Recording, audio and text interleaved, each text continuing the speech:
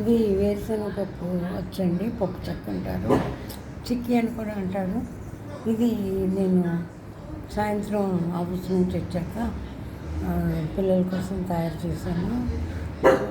ఇది బయట అమ్ముతున్నారు, బాగానే ఉంటాయి కానీ అది క్వాలిటీ హైజీనిక్ అది ఎలా ఉంటుందో కూడా తెలీదు.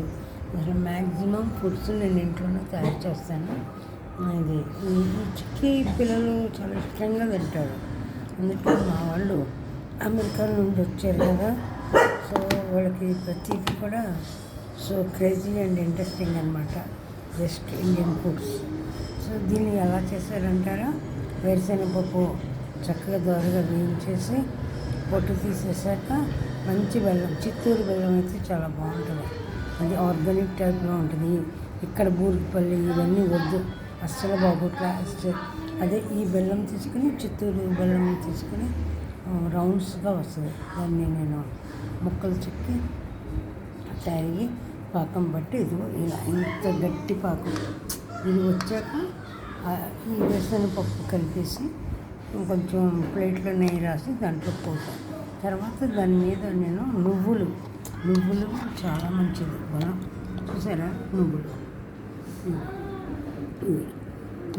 ఈ నువ్వులు మొత్తం వాటి మీద చల్లేస్తారు చాలా వరకు.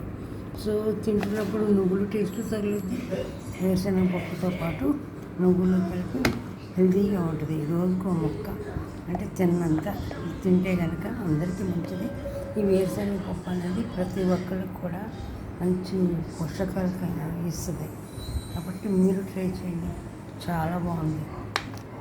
బాగుంటుంది.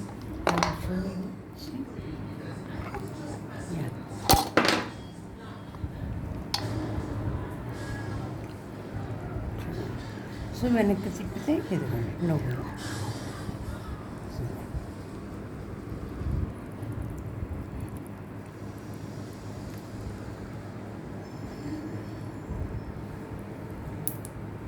ట్రై చేయండి.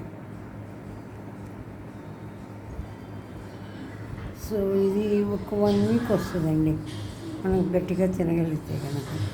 ఇది ఒక 1/2 కేజీ పప్పులు, దానికి సరిపడ్డ బెల్లం కూడా అంతే ఉంటుంది.